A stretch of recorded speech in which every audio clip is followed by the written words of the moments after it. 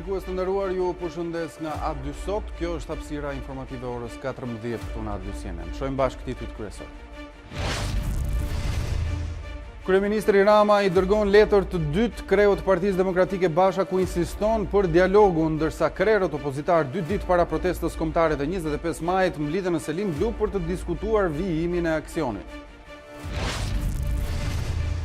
Komisioni Qendror i Zgjedhjeve rrëzoi me 4 vota kundër dhe 1 pro kërkesën e opozitës për të dërguar antar në KZAZ. Socialistët e refuzuan atë me argumentin se PD dhe LSI nuk janë subjekte zgjedhore.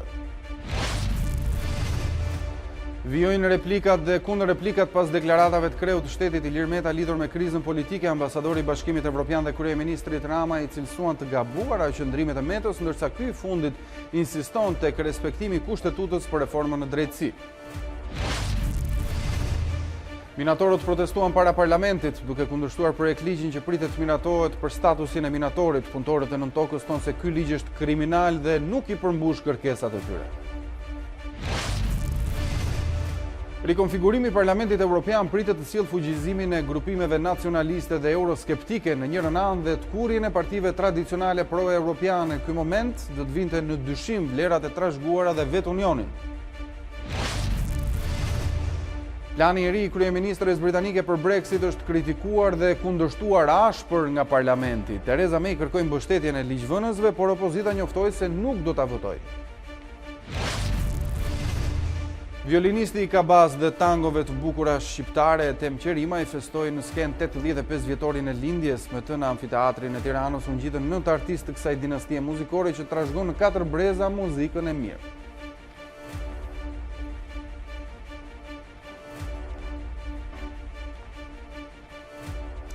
Edi Rama këmbgul brenda 24 orëve i dërgon një letër të dytë publike kryetarit demokrat Lulzim Basha duke i ofruar gatishmërinë e dialogut. E mora reagimin tuaj ndaj letrës së dieshme, ende pa u tharë boja e saj dhe nuk jam as pak i çuditur me refuzimin brutal të dialogut nga ana juaj. Populli nuk ua ka borxh as juve, as mua dhe as kujt në botë mos mbajtje në kohën paqe të zgjedhjeve të radhës, shkruan Rama, kështu që përsëri ju bëj publikisht thirrje, ejani të ulemi në tryezën e dialogut, pa kushte dhe pa humbur kohë. Ejani në dialog të arsyetojmë si njerëz me përgjegjësi të mëdha dhe të ballafaqojmë divergjencat tona të mëdha me forcën e arsyes, përpara se sa inercia e rrugës së gabuar që keni marrë ju ketë degdisur në asfaltin e irrelevancës politike me gjithë grupimin tuaj.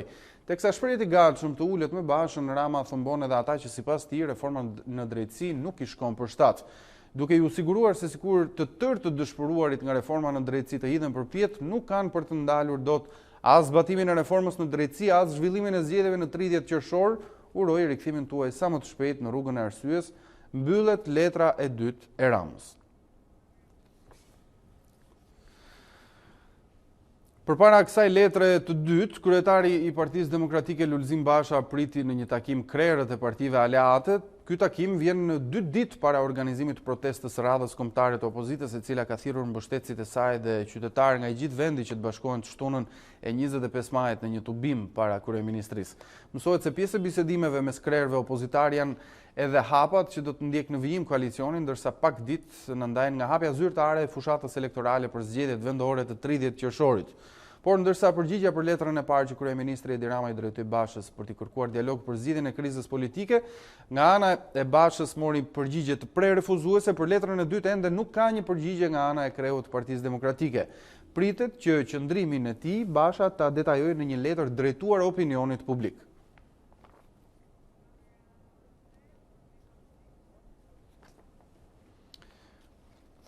Presidenti Ilir Meta ju rikthye toneve të ashpra për krizën politike, duke e konsideruar të pamundur ndërmjetësimin e tij për një dialog mes Edi Ramës dhe Lulzim Bashës, por ajo çfarë ra më shumë në sy ishin kritikat e presidentit ndaj ndryshimeve kushtetuese të 2008-s, si dhe reformën kushtetuese të 2016-s, të cilën e konsideroi të dështuar sa ko vendi nuk ka gjykat kushtetuese. Presidenti rezervoi një sulm të posaçëm për misionin e Bashkimit Evropian që asistoi drejtësinë tonë Euralius, duke provokuar reagimin e delegacionit në Tiranë. Ambasada mbrojti profesionalizmin e Euraliusit, sipas saj delegacioni gjithçka po shkon në përputhje me kushtetutën dhe po ashtu edhe ngërçi në gjykatën kushtetuese do të zgjidhet në kohën e duhur. Lidhur me këtë të fundit, kryeministri Rama tha se gjykata kushtetuese është vërtet një djep bosh, por pa shejtanin brenda. Reagimi erdhi edhe nga presidenca, ku zëdhënësi Tedi Blushi tha se për ambasadorin Soreka dhe kryeministrin Rama, presidenti ka të njëjtin qëndrim, ai do të vazhdojë përpjekjet për zbatimin e kushtetutës, të reformës në drejtësi, për të evituar vonesat, kolapsin, zbatimin e një anshëm e përçarjes dhe kapjen e sistemit. Ndërkohë, presidenti nuk ndalon askënd të këndojë na fitoria në fitore si në variantin solo, ashtu edhe në Korr ishte reagimi i Metës, duke krahasuar reagimet ndaj tij njësoj me ato të diktaturës hoxhiste.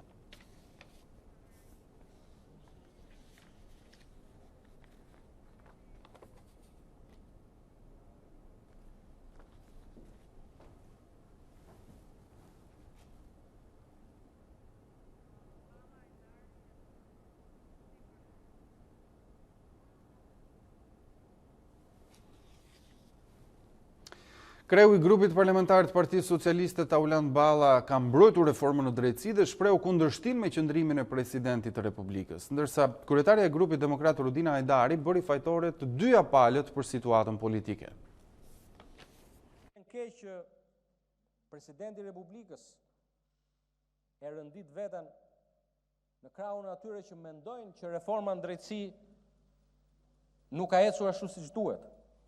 Apo për më keq se kaq, që parlamenti sipas presidentit të Republikës, edhe pse ne jemi një republikë e pastër parlamentare, nuk qeka funksional. Po pse nuk qeka funksional parlamenti, sepse këtu nuk është Monika dhe është Ralfi? Apo se këtij kuvendi i mungojnë fjalimet pa pike, pa presje të Sali Berishës dhe janë zëvendësuar me fjalimet të ngjashme të Kujtim Gjuzit? Arroganca që mbi zotëron në sjelljen e kësaj qeverie, si brenda, po ashtu dhe jashtë Shqipërisë, po dëmton jashtëzakonisht Shqipërinë. Kemi një kryetar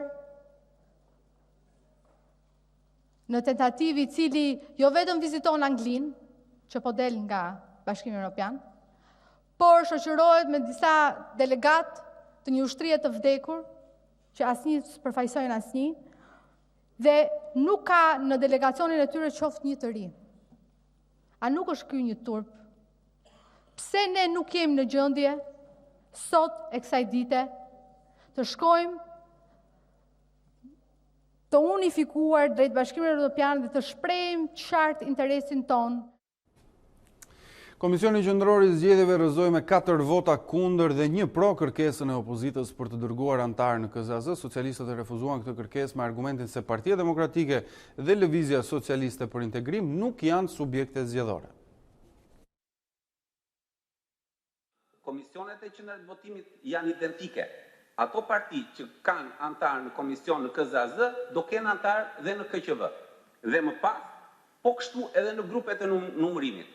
Pra edhe grupet e numërimit ndërtohen një lloj sipas formulës së KZAZ-s. Dhe në këtë pikë i bie që Partia Demokratike dhe Partia Lëvizja Socialiste për Integrim do kenë edhe antar në qendër të votimit, edhe në grupet e numërimit. Pra do numërojnë votat.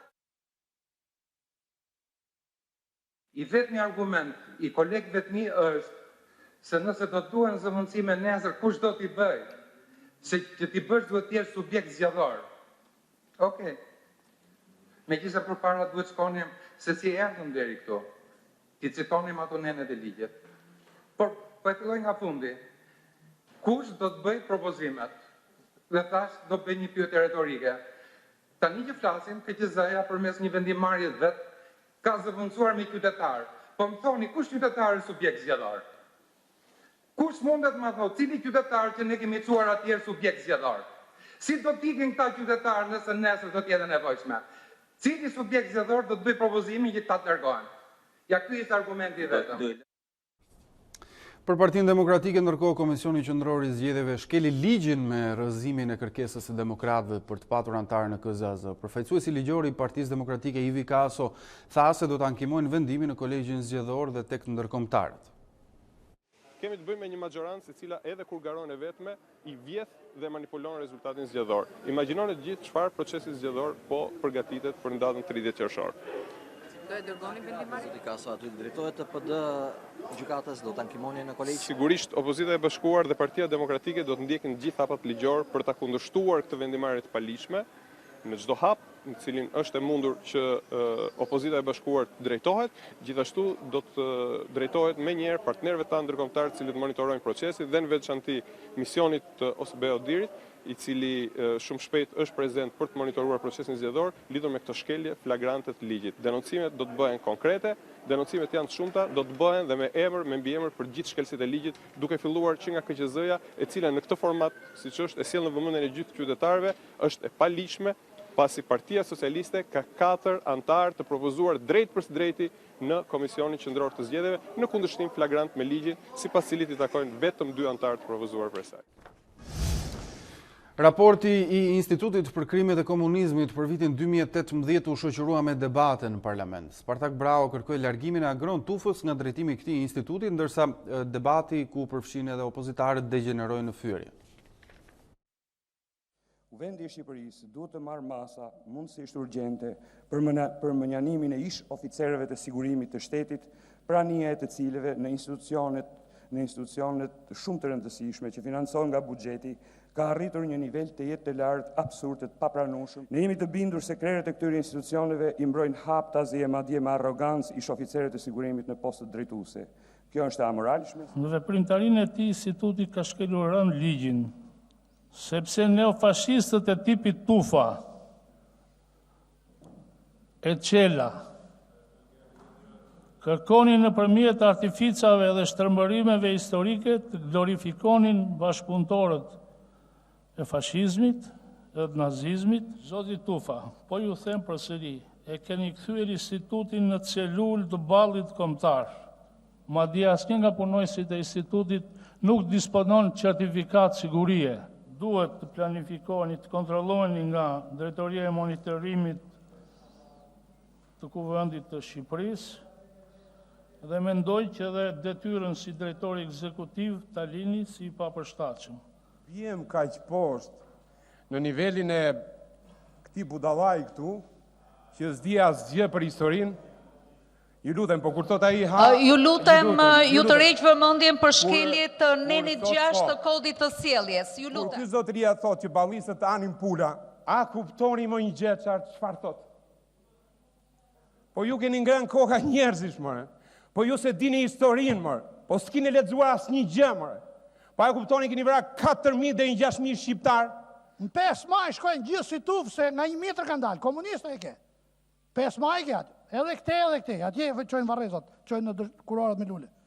Që edhe t'i vini mi farë kapaku, kësaj loje të pisë, të ndyrë për kapital politik, që sa herë që afrojnë zgjedhjet, a i që është më komunist, kërkon të hiqet që antikomunist. Nuk ka asnjë pengesë, jo instituti, pas qytetarët, për të njohur me dosje të cilat tashmë unë nuk di ndonjë që s'është bërë publik. Informacioni është i klasifikuar dhe studiojnë vetëm dokumentat e deklasifikuara, sekret shtetëror. Prandaj mos e bëni ministrin Han që të kërcejnë tërë miletit të studiojnë ato që ruani ju atje. Minatorët protestuan para parlamentit duke kundërshtuar projekt ligjin për statusin e minatorit që ishte i përfshirë për diskutim në rendin e ditës sot në parlament. Punëtorët e Nën Tokës thonë se ky ligj është kriminal dhe nuk i përmbush kërkesat e tyre. Ajo që është aty është absolutisht në kundërkah me statusin e minatorit. Ajo është një kosk, një lëmosh, aq më keq një talle që i bëhet minatorëve. Ne kërkojmë status, ato tallen me ne. Nuk është duke u miratuar statusi tashmë. Jo, ajo është një ligj skandalos që ne kemi quajtur ligj kriminal. Çfarë parashikon ai? Ai parashikon një shtesë 1%, dhe ne i themi qeverisë ta mbajnë ato atë 1%, ta hapin një llogari, atë 1% gjithë minatorët janë dakord t'ia japin atyre të ngopin mirë ata. Në qoftë se minator ka 12 deri 15 vite punë, ose 20 vite punë, pa themi maksimale. Dhe do të marrë 1% për çdo vit, do marrë 20.000 lekë. Ndërkohë që ne kërkojmë që minimale do të jetë 35.000 lekë. Sa vite punë keni më njerë? Unë kam 20 vjetë nën tokë. 20 vjetë nën tokë. Edhe marrë 120.000 lekë pension. është poshtësi, është ignorancë. Nuk kam. Se përqindet janë sa për të mullu diçka që thaj Dirama para 3 jave. Kam 15 vjetë që vi vërdalë tërë këtë dosje dhe asnjë përgjigje. Dhe çfarë kërkon konkretisht? Unë marrë 13.000 lekë, e 700, minator me kategori 6, përgjegjëslave. Sot marrë 13.700 lekë. Kur kam dalë me pension të plot, dushin 25 vjetë punë, unë kam 30 vjetë. Nga 12 vjetë kam 14 e gjysmë në tokë. Presidenti i Bashkimit të Sindikatave, Gzim Kalaja, ka disa kundërshtime në lidhje me projekt ligjin që po diskutojnë në parlament në lidhje me trajtimin financiar të minatorëve. Sipas tij, Komisioni i Sigurisë nuk pranoi të dëgjonte grupet e interesit. Do ishte mirë nga ana e Komisionit Parlamentar të Ekonomisë që të dëgjonte vëritet e grupeve të interesit, për arsye se sot deputetët e Parlamentit Shqiptar do të njiheshin sot me ato vëritet për të cilat ka bërë Sindikata e Minatorëve të Shqipërisë, që është çështja e tavan e dyshemës së daljes në përfitimin e trajtimit veçantë të minatorëve shqiptar, që projekt ligji ka parashikuar në 6 vjet të lartë, nëse ne kemi kërkuar në 3 vjet të lartë për shkak të vështirësisë që ka profesioni minatorit. Njëkohësisht dhe nuk kemi dakord në çështjen e daljes naftëtare me 0.6%, duke e ulur sepse rrezikshmërinë e tyre, sepse vetë profesioni naftarëve ka një profesion shumë të vështirë. Edhe në Korçë, minatorët protestuan përpara prefekturës, ku i bën thirrje qeverisë që të shikojë me përparësi problemin e tyre që ka të bëjë me dhënien e statusit minatorit. Ata kanë apeluar për rishikimin e problematikës së tyre, duke kërcënuar se në rast se nuk do të kenë përgjigje pozitive për kërkesat e tyre nga qeveria dhe parlamenti, do të detyrohen të futen edhe në grevurie.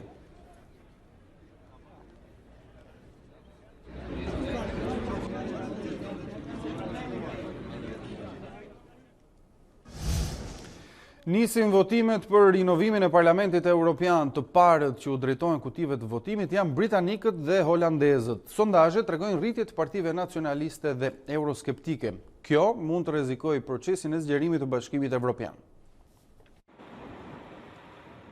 Mbretëria e Bashkuar dhe Holanda janë dy vendet e para që votojnë për rinovimin e Parlamentit të BE-s. Thuajse 427 milion evropian kanë të drejtë vote. Londra duhet të largohej nga BE me 29 mars për t'i shmangur këto zgjedhje, por shtyu Brexit për t'i përmbyllur negociatat deri më 31 tetor. Pavarësisht pjesëmarrjes, 73 eurodeputetët e zgjedhur në Britani do të qëndrojnë në detyrë deri ditën e tërheqjes së vendit nga Unioni. Më pas do të aplikohet reduktimi i numrit të përfaqësuesve nga 751 në 705. Pjesa e mbetur bosh nga ligjvënësit britanik do të mbushet nga eurodeputet të rinj nga 14 shtete të BE-s. Këto zgjedhje pritet të zhvendosin balancimin e pushtetit. Rezultati do të formsoj politikën e bllokut për 5 vite të ardhshme, por çfarë pritet të ndodhë përveç fragmentimit?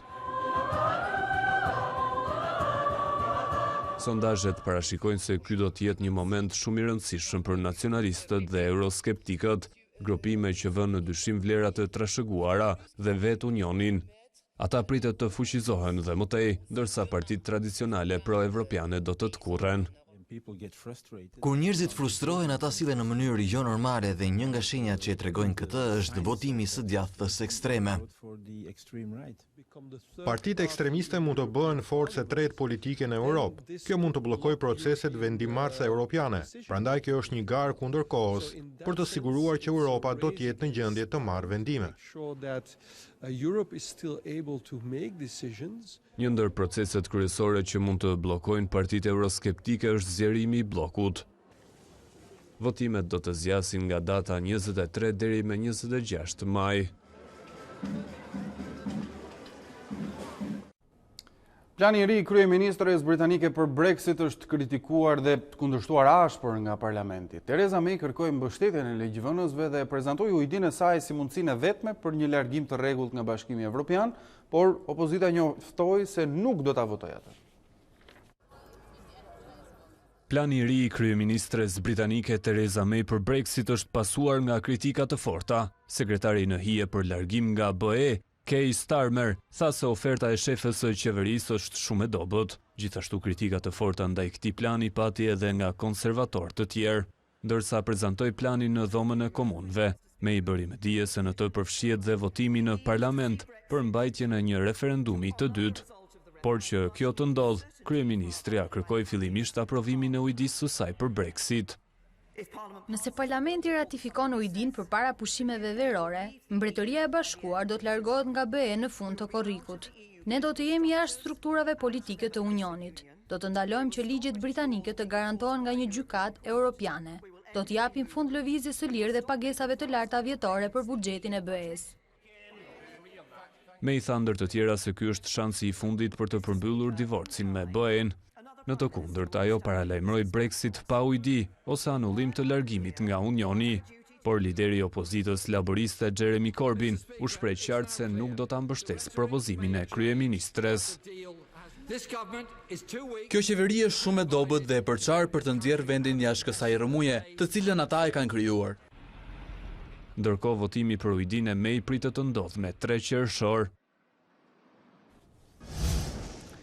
Flasim për sportin tani. FIFA bën një hap mbrapa rreth botrorit 2022. Institucioni që drejton futbollin global hoqi zyrtarisht dorë nga projekti për ta zgjeruar turneon ku synimi ishte që të merrnin pjesë 48 skuadra. Nëpërmjet një deklarate zyrtare, FIFA njoftoi se pas një procesi të thellë dhe konsultimeve me të gjitha palët e interesuara, u arrit në përfundimin se në rrethanat aktuale zgjerimi I Kupës së Botës nuk mund të realizohet. Në këtë mënyrë bie projekti më I rëndësishëm I presidentit Infantino me botrorin e Katarit 2022 në Katar, pra që do të zhvillohet me 32 ekipe pjesëmarrëse. Nga Antonio Conte tek Pep Guardiola, emrat që përfliten se do të marrin drejtimin e Juventusit janë të shumtë. Zërat më të fundit në Itali afrojnë trajnerin e Manchester Cityt edhe më shumë drejt Torinos, ku thuhet se ka një akord dhe 4 qershori do të jetë dita e firmës. Emri I ri që do të konfirmohet në stolin e Juventus është pikpyetja më e madhe në Evropë, pak ditë nga nisja zyrtarisht e merkatos verore. Pas sfumimit të Antonio Contes, që është tashmë më pranë Inter, Juventus nisi kontaktet me Maurizio Sarrin, trajnerin aktual të Chelsea-t. Ky I fundit ka rritur presionin në klubin londinez duke kërkuar konfirmim të menjëhershëm ose largimin. Pikërisht për këtë çështje, është nisur orët e fundit drejt Anglisë edhe drejtori sportiv I Juventus, Fabio Paratici. Pak ditë më parë u përfol edhe për Didier Deschamps, por tekniku francez u shpreh se fokusi I tij është vetëm tek kampionët e botës. Nga ana tjetër, Cristiano Ronaldo I ka sugjeruar drejtuesve të zonjës emrin e Jose Mourinhos si I duri për të përmbushur misionin e Champions, por trajneri portugez është I padëshiruar nga tifozët, për më tepër edhe nga vetë krerët e klubit, të cilët nuk kanë konsiderata të mira. Zërat më të fundit I çojnë kampionët e Italisë tek strategu Pep Guardiola. Edhe pse ky I fundit sapo është shpallur kampion me Manchester City dhe ka fituar kupën, mediat në Itali theksojnë se Juventus ka arritur akordin me spanjollin që do të firmos në datën 4 qershor. Interesant është edhe fakti që 10 ditë më vonë, dyert e stadiumit dhe muzeu I klubit nuk do të jenë të disponueshme për publikun, duke shtuar mundësitë që 14 qershori të jetë pikërisht dita e prezantimit të Guardiolas, megjithatë, deri më tani gjithçka mbetet në kuadrin e spekulimeve.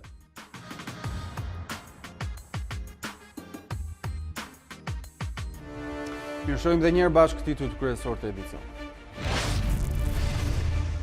Kryeministri Rama I çon letër të dytë kreut Partisë Demokratike Basha ku insiston për dialogun, ndërsa krerët opozitar 2 ditë para protestës kombëtare dhe 25 majit mblidhen në Selim Blu për të diskutuar vijimin e aksionit. Komisioni Qendror I Zgjedhjeve rozoi me 4 vota kundër dhe 1 pro kërkesën e opozitës për të dërguar antar në KZAZ. Socialistët e refuzuan atë me argumentin se PD dhe LSI nuk janë subjekte zgjedhore.